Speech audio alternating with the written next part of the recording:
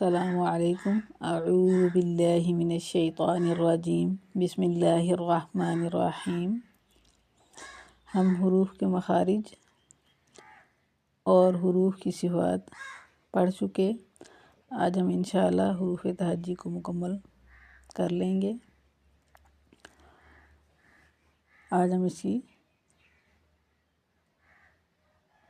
Practice کریں گے۔ الف کو جو ہے وہ الیف کھینچ کے بھی نہیں پڑھا جائے گا اور الف کر کے بھی نہیں پڑھا جائے گا، مطلب اس کو رگڑ کر بھی نہیں پڑھا جائے گا اور کھینچ کے بھی نہیں پڑھا جائے گا۔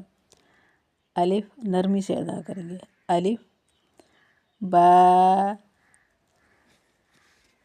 تا، ثا، جیم، حا، خا، دال، ذال، را، زا، سین، شین، صاد، ضاد، طا، ظا، عین، غین، فا، قاف، کاف، لام، میم، نون، واو،